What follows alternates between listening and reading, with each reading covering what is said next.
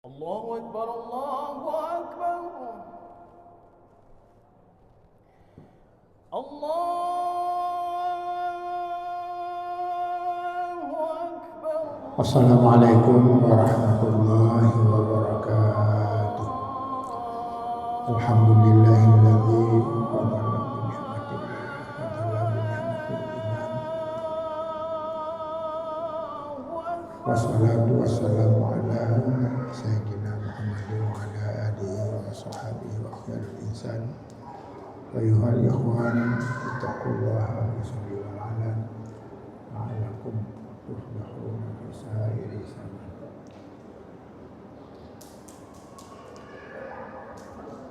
Jamaah salat maghrib yang dirahmati Allah, pada malam hari ini kita memasuki lagi pengajian kita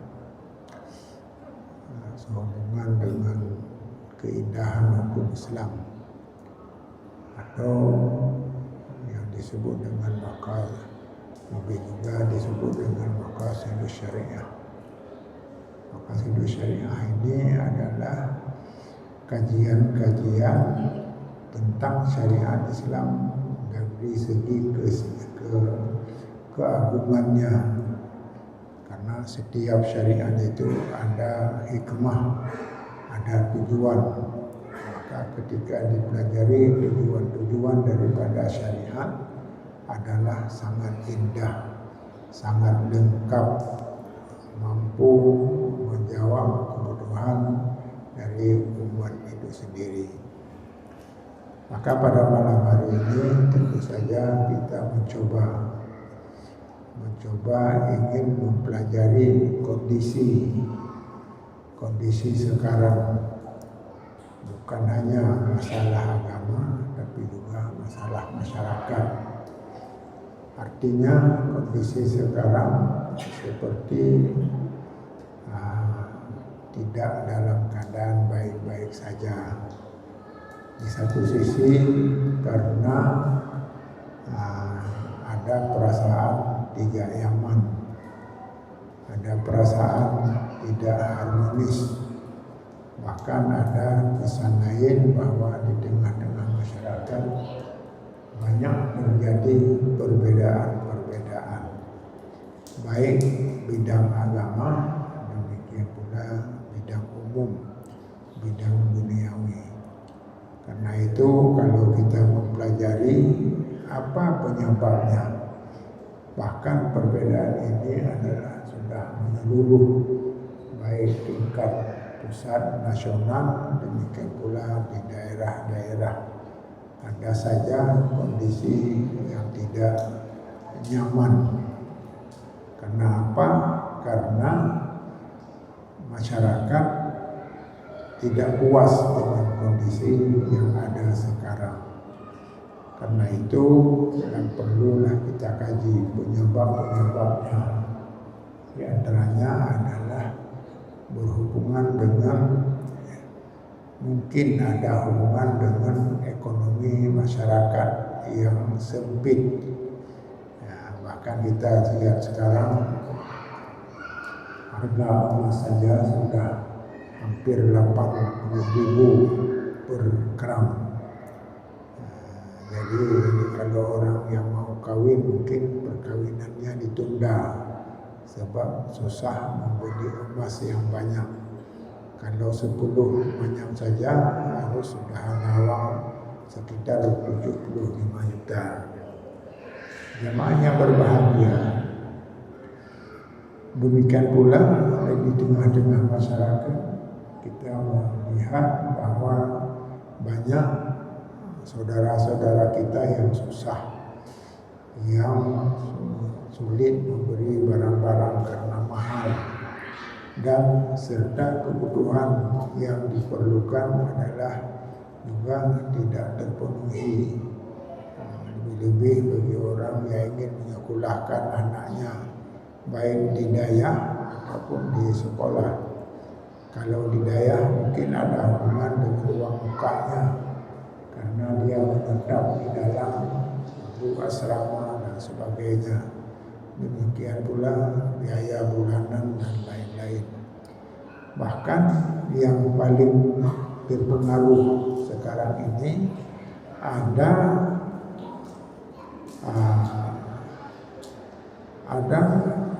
pejabat atau penguasa yang tidak kompak.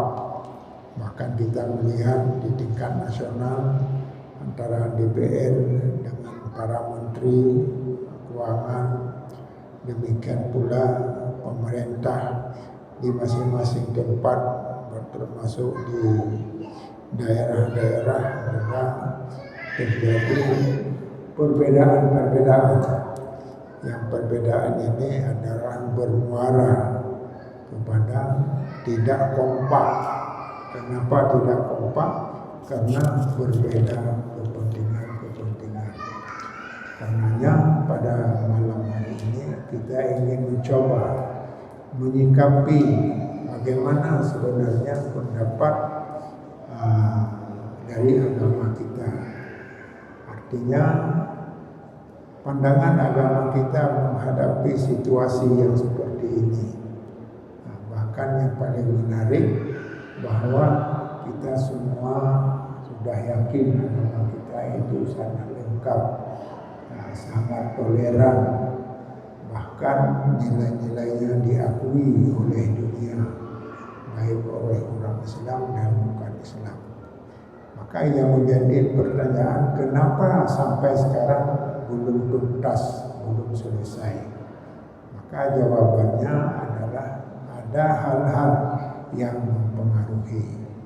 Maka inilah saya ingin angkat sebuah hadis yang menerangkan tentang apa saja yang perlu dikerjakan oleh umat, perbuatan apa yang dibutuhkan dalam rangka menuju kebersamaan, atau sekurang-kurangnya kita selalu dalam keadaan nyaman, sejahtera di tengah-tengah masyarakat. Jadi hadis Rasulullah menyatakan, ala ukhbirukum bi afdalil a'mali minas shalah wa siyam wa zakah wa sadaqah.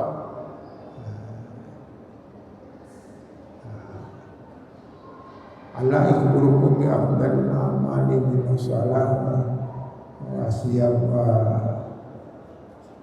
ukhbirukum bi afdalil minas salati wa siyam wa la ukhbirukum min afdali a'mali min afdali darajatikum min darajati salah wasiyam wasadaqah. Maaf ini karena salah ya.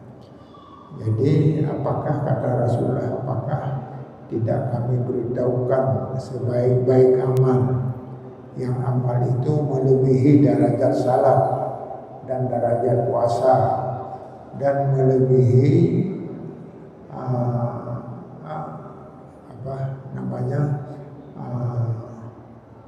puasa dan sedekah. Maka para sahabat menjawab, qalu bala ya Rasulullah. Ya benar, perlu dijelaskan apa amal yang lebih tinggi derajatnya dari amal-amal yang lain. Walaupun salat adalah tiang agama, puasa juga memiliki kemuliaan, sedekah juga banyak pahala, tapi ada amal lain yang luar biasa yang nilainya melebihi dari amal-amal tersebut. Maka Rasulullah menjelaskan islahu zatil bain, yaitu membuat kemaslahatan, membuat kedamaian, berusaha mendamaikan di antara dua yang berbeda. Wa ifsadu zati bain halikah, karena terjadi perbedaan-perbedaan adalah akibatnya adalah kehancuran. Inti daripada hadis ini bahwa amal yang paling besar pahalanya adalah amal kita merukunkan orang yang berbeda-beda. Bagaimana perbedaan sehingga orang itu tidak terjadi perbedaan dan pada gilirannya tidak jadi perpecahan dan sebagainya. Maka karenanya tentu sudah dijawab, inilah upaya. Maka ada suatu kesimpulan yang perlu disikapi, sudah saatnya kita berusaha untuk tidak ada lagi perbedaan-perbedaan di antara sesama kita, apalagi sesama orang Muslim, karena perbedaan-perbedaan yang terjadi yang tidak pernah didamaikan itu menyebabkan kehancuran. Jemaah yang berbahagia, inilah sebenarnya kehancuran itu terjadi dari sebab keributan. Keributan ini ada kaitannya karena berbeda pendapat. Dengan perbedaan pendapat terjadi permusuhan di antara satu dengan lain. Maka karenanya sekarang sudah nyata di tengah-tengah masyarakat kita, di mana saja ada perbedaan. Dalam rumah tangga sendiri itu terjadi perselisihan. Bahkan ada yang menyatakan perselisihan itu menyebabkan perceraian. Bahkan di Aceh sudah sampai nilainya 60-70% perceraian yang terjadi. Bahkan yang anehnya juga, perceraian ini lebih banyak diadukan oleh perempuan. Apakah karena nafkah, perselisihan, atau karena kesalahan daripada tidak ada tanggung jawabnya suami. Maka karena dalam kesimpulan pada malam hari ini, kita harus menghindari semua itu. Menghindari berarti kita harus tahu letak masalah perbedaannya. Karena perbedaan itu tidak bisa diingkari, pasti terjadi. Bahkan dalam agama kita sendiri, masalah perbedaan itu ada yang madhumumah tercela, ada yang mahmudah yaitu terpuji. Ada perbedaan yang memang dibutuhkan, tapi ada perbedaan yang melahirkan perpecahan dan sebagainya. Maka dengan demikian jemaah yang berbahagia, perlulah kita harus membaca sebab-sebab akar dari semuanya. Jadi kalau dalam masyarakat hubungan dengan keluarga, ini ada hubungan dengan ekonomi, dengan nilai agama yang kurang dan sebagainya. Dan mungkin dalam hubungan dengan agama itu adalah pengetahuan kita yang tidak seragam. Kita juga sangat menghayati di tengah-tengah masih ada perbedaan-perbedaan, dan perbedaan pendapat itu tidak ada masalah. Dalam agama sendiri, Allah sendiri telah menerangkan perbedaan itu adalah pasti terjadi. La yazalu minal mukhtalifin, senantiasa manusia terjadi perbedaan. Bahkan Nabi Adam sendiri ketika diutus menjadi khalifah, maka salah satu alasan yang menyebabkan khalifah ini tidak layak dipegang oleh manusia karena ada sifat tabiat daripada perbedaan-perbedaan. Jemaah yang berbahagia, maka dalam kesempatan kali ini kita ingin mencoba sama-sama kita memperhatikan. Barangkali kalau hubungan dengan ribut dan sebagainya, ini adalah hubungan dengan ekonomi. Maka bagaimana di Aceh ini ekonomi itu harus lebih baik ke depan. Apalagi kita bisa ditunjang dengan sumber alam yang luar biasa. Ada emasnya, ada nikelnya, ada macam-macam, bahkan gas minyak dan lain-lain yang kita sudah bisa mendengar dari berita-berita yang ada. Dan diakui bahwa Aceh ini adalah daerah makmur, seperti sepotong tanah surga yang jatuh ke bumi. Maka karenanya patutlah kita bersyukur. Bersyukur diantaranya harus memanfaatkan semuanya dengan baik, tidak perlu harus berselisih. Hal ini pantas kita angkat jamaah yang berbahagia, karena sekarang kalau kita baca YouTube, maka nampak perbedaan, perselisihan, bahkan terjadi saling mencaci, saling menghujat, bahkan bahasa-bahasa menghujat juga tidak cocok dengan orang Aceh, sangat kasar dan sebagainya. Maka karenanya seolah-olah kami berpendapat tidak masanya lagi, karena hal ini akan merugikan kita sendiri. Bukan saja kita tidak akan makmur, tetapi yang lebih bahaya adalah kehancuran. Wala takunu kalladzina tafarraqu wa ikhtalafu min ba'di ja'ahum bil bayyinat ulaika lahum adzabun azim. Surah Ali Imran. Janganlah kita bercerai-berai dan berselisih, karena kita sudah datang petunjuk dari Allah dengan bukti-bukti, dengan keterangan yang sudah jelas.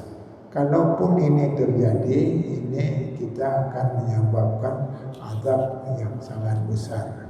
Jadi dengan demikian jamaah yang berbahagia, akibat dari perpecahan di samping kita tidak aman dalam hidup, tetapi juga adalah kehancuran. Bangsa-bangsa yang hancur adalah akibat daripada perselisihan. Bahkan kadang-kadang inilah yang perlu kita simak. Kenapa masyarakat, lebih-lebih orang Islam, pegangannya Quran dan hadis, ijma', qiyas dan sebagainya, tapi masih berbeda, masih tidak sepakat di dalam mengambil kesimpulan dan sebagainya. Lebih-lebih bagaimana cara bersikap di tengah-tengah masyarakat. Maka kami sendiri sangat menyadari hal ini, sehingga kami selalu berusaha untuk tidak pernah mencaci pendapat yang lain, walaupun tidak sesuai dengan pendapat kita. Karena apa? Di tengah masyarakat, kalau tidak sependapat, lazimnya adalah mencari kesalahan dan sebagainya. Maka karena saya ini belajar dari hidayah, sudah paham benar apa yang menjadi pegangan orang hidayah seperti saya. Jadi ini diantaranya adalah karena dalam pandangan di tengah masyarakat yang berbeda-beda, yang pemahamannya antara satu dengan lain, yang tidak seragam. Jamaah yang berbahagia, dalam kesempatan ini barangkali kita angkat satu di antaranya. Satu di antaranya yang berhubungan dengan pelaksanaan di lapangan, yaitu masalah gadai. Masalah gadai di tengah-tengah masyarakat ini adalah tidak sesuai dengan petunjuk agama. Kenapa tidak petunjuk agama? Karena orang yang menggadaikan seolah-olah harta yang digadaikan itu sudah menjadi hak penuh baginya. Artinya hak penuh artinya orang yang menggadailah yang mengambil manfaatnya, hasil dan sebagainya. Sementara pemilik tanah itu sendiri seperti sudah lepas haknya. Inilah yang sebenarnya bertentangan. Kenapa bertentangan? Di dalam agama, gadai itu bukan perubahan hak milik, dan bukan pula perubahan pemanfaatannya sudah beralih. Akan tetapi adalah itu sebagai wasiqah bidain, karena kita menggadaikan karena perlu hutang. Maka hutang itu jaminannya adalah barang gadai, apakah berupa sawah, kebun, rumah dan sebagainya. Maka karenanya, maka tidak lebih. Dengan demikian apa artinya? Gadai pada hakikatnya masih milik penuh orang yang memberi, orang yang menggadaikannya. Hak penuh orang yang menggadaikannya, baik manfaat, demikian pula yang lain yang terjadi terhadap tanah itu. Tidak boleh ada sikap-sikap berlebihan, karena statusnya hanya sebagai kepercayaan hutang, supaya orang yang memberi hutang ada keyakinan ini akan dibayar. Kenapa bayar? Karena ada borongnya. Maka dengan demikian gadai adalah tidak lebih daripada borong. Sementara manfaatnya tetap pemilik tanah. Ini yang kadang-kadang sudah bertentangan dengan adat di Aceh. Adat di Aceh kalau sudah menggadaikan berarti orang yang punya tanah itu tidak ada hak lagi selama belum ditebus. Nah, ini adalah sesuatu yang keliru. Dan inilah yang disebutkan di dalam hadis, la yaqul rahmu min sahibihi alladhi wahanahu lahu ghurmuhu wa alaihi ghurmuhu. Artinya gadai itu tidak lepas daripada pemiliknya yang telah menggadaikannya, karena pada pemilik tanah itu pula ghurmuhu, keuntungan apa yang dihasilkan dari tanah tetap kembali kepada pemiliknya. Wa alaihi ghurmuhu, dan kalau ada kerugian, ada cacat dan sebagainya, kembali kepada pemilik juga. Rugi dan untung semuanya kembali kepada pemilik tanah. Maka dengan demikian jamaah yang berbahagia, betapa praktek di lapangan sebaliknya. Bahkan banyak orang yang menggadai banyak tanah-tanah, diambil manfaatnya. Maka karenanya bagaimana solusinya? Solusinya adalah kita harus memperjelaskan.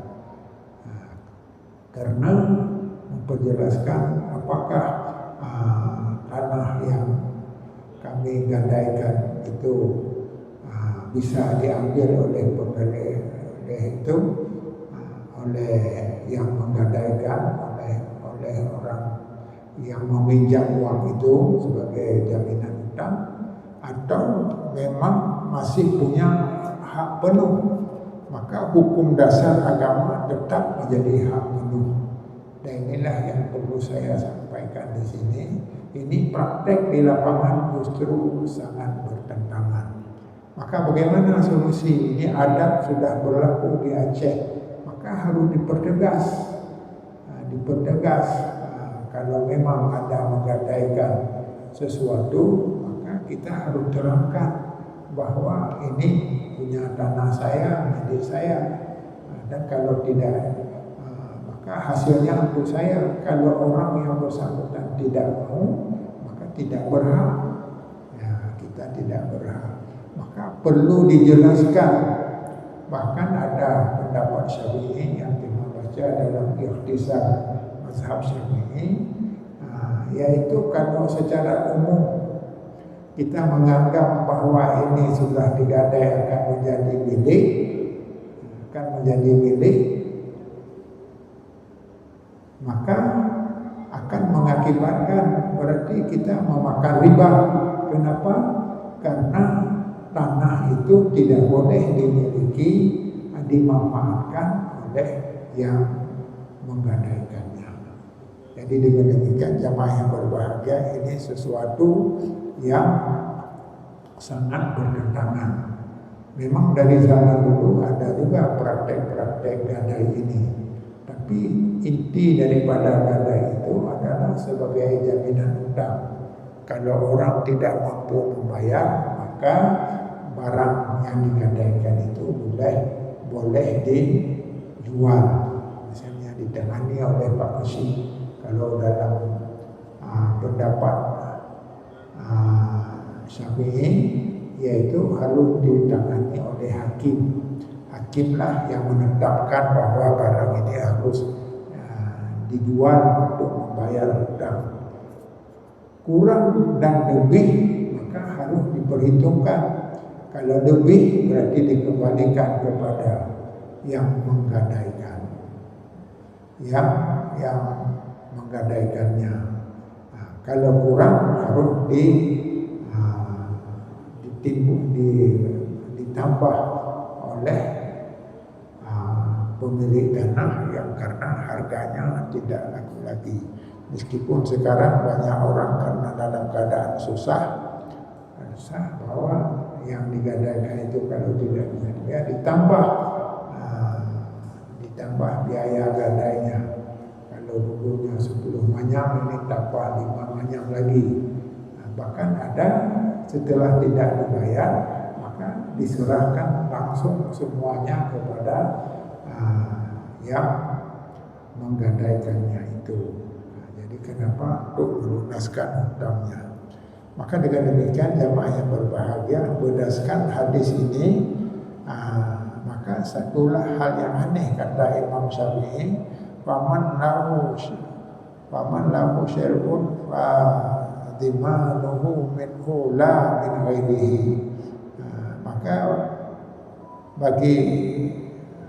bagi yang menggadaikan tanggung jawabnya dimanuhu minhu, yaitu tanggung jawabnya kepada yang menggadaikan, la minhu, tidak untuk orang lain. Maka dengan demikian yang jadi masalah sekarang adalah mazhab kita sendiri seperti itu. Maka karenanya bahkan ini pernah praktek di lapangan orang menggadaikan sesuatu kepada kami. Maka dibawalah kelapa macam-macam. Saya kata tidak perlu dibawa lagi besok. Ini adalah punya bapak dan sebagainya. Kemudian ada orang yang minta dibeli tanah itu. Maka orang itu menjawab tidak boleh. Ini saya tanya dulu pada Ustaz. Kalau beliau ingin mengambilnya, maka tidak boleh karena beliau sudah membantu selama ini yang tidak mengambil manfaatnya. Jadi ini adalah praktek di tengah masyarakat yang perlu diperbaiki. Maka harus ada solusi di tengah-tengah masyarakat, termasuk diantaranya adalah bagaimana mengantisipasi masalah ini. Karena kalau banyak sekali praktek-praktek ini, berarti banyak sekali orang makan riba. Karena harta yang bukan miliknya adalah harta riba.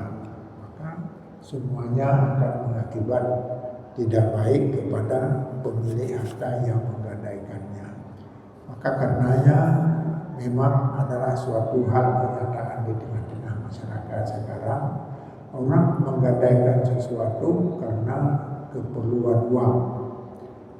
Maka orang setelah uang dimiliki lupa untuk membayarnya. Maka karenanya inilah perlu diingat, orang yang berhutang ada tanggung jawab membayar. Apalagi ada orang yang tidak mau membayarnya. Bahkan kami di Medan, dulu waktu saya sekolah di Universitas Muhammadiyah di Medan, yaitu kami mengambil jurusan manajemen.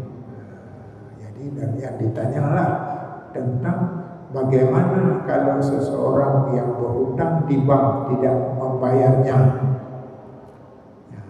Kalau dari syariah tidak boleh ditambah-tambah berapa yang dipinjam, dan demikian pula jumlahnya yang harus dibayar, tidak boleh ditambah.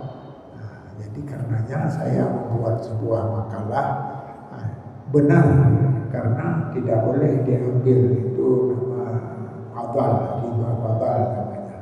Jadi bagaimana juga kalau ada sanksi yang diberikan oleh bank bukan karena uang itu, tapi karena melanggar, tidak membayar. Jadi karena apa? Matulul ghina atul maut, memperlambat-lambatkan membayar hutang bagi orang yang mampu adalah suatu kezaliman. Maka menghukum orang yang zalim boleh, tapi jangan berdasarkan jumlah uang itu, karena di bank itu biasa diperhitungkan berdasar ukurannya itu, ukuran uangnya yang dipinjam dan sebagainya. Maka karenanya jamaah yang berbahagia, ini sudah waktunya mari kita bersama-sama kita memperbaiki. Nah inilah tujuan daripada pelajaran kami sendiri.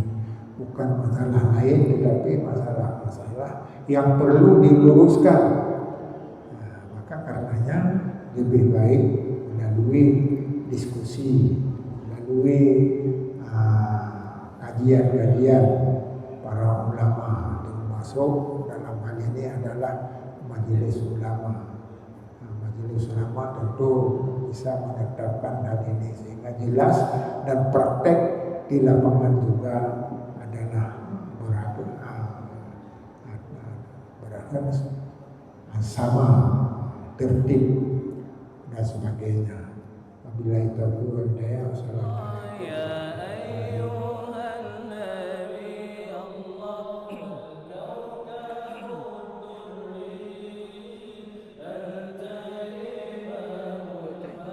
Terima kasih Gibraltar. Terima kasih.